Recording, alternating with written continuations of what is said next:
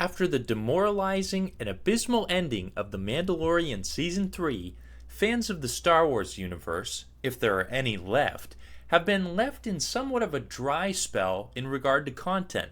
The nearest live-action Star Wars show set to release after Mando Season 3 was AHSOKA, and excitement for that show after the lackluster conclusion of Mando 3 died down into a low murmur. However, as the release got closer and trailers started to appear, fans once again became excited. A muffled excitement, but still excitement. AHSOKA promised to be a product straight out of the mind of Dave Filoni without impurities, which, according to most, is a good thing, due to the belief that Dave Filoni is George Lucas's heir. Yes, it's true, he worked directly with George Lucas for some time, but he has also made some strange decisions that keep the rest of us skeptical. If you were to point out the oddities of Filoni's writings of the recent past, Mando Season 1 through 3, Book of Boba Fett, most of Clone Wars Season 7, The Bad Batch, Rebels, most fans would cope by saying, "Well, actually, those were not his shows!" Yes, it's true, there were other writers and creators involved, and he wasn't the only influence on the story. However, there were some decisions made by only him that still make me cringe. Just to give you a few examples, when George's guardrails were removed and Dave was on his own writing Rebels, Dave Filoni decided to create giant force wolves. And also, you guessed it, giant space whales. Yep, giant space whales who travel through hyperspace lanes and are connected to the Force.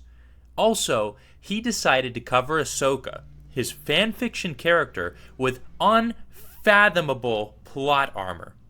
In one instance, he wrote himself into a corner where AHSOKA was facing off with Darth Vader without escape, and of course, she was handily killed by Darth Vader. But being unsatisfied with this ending for his character, Dave Filoni invented time travel to bring her back from the dead and back into his story. Yes, you heard me right. AHSOKA was saved from certain death by time travel.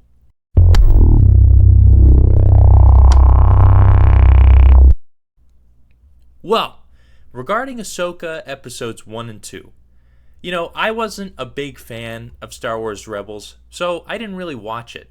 I know some general story points, but I am not super familiar with its happenings. Because AHSOKA is essentially the spiritual successor to Rebels, I was interested to see how Dave would handle this for viewers who had not seen Rebels. Would I be able to watch AHSOKA without having to suffer through 4 seasons of Rebels to understand what was going on? Well, after watching Episode 1 and 2, I can say, so far, no.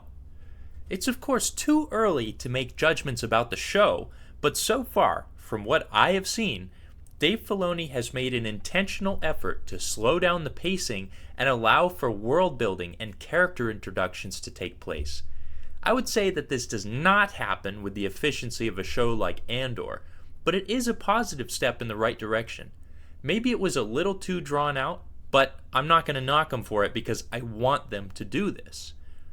I won't spoil the episodes for you, but I will say that from the first 2 episodes of AHSOKA, Dave Filoni has already made the show feel less rushed and more Star Wars-y than anything we've really seen out of The Mandalorian.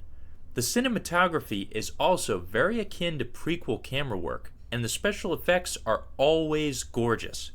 I do have one major criticism that I would like to share for these first 2 episodes. Like I said, it's too early to judge the show in its entirety, but if I see something stupid, I'm going to call it out. Okay, there is a sequence in Episode 1 where one of the characters gets run through with a lightsaber and survives. Yeah, and I mean like up and running and fighting the next day type of survives. This is something that Disney has been doing lately, and it needs to stop. If you don't intend to instantly kill a character, don't have them run through by a lightsaber. It's gotta stop. So that is my major criticism for the first 2 episodes. To avoid spoiling anything, I'll reserve my entire judgment for later this season when we see more of the show. I will also be doing these videos every week while Ahsoka is out. So if you liked this hot take, make sure to leave a like, a comment, and please subscribe to help me in my goal of course correcting our favorite IPs such as Star Wars.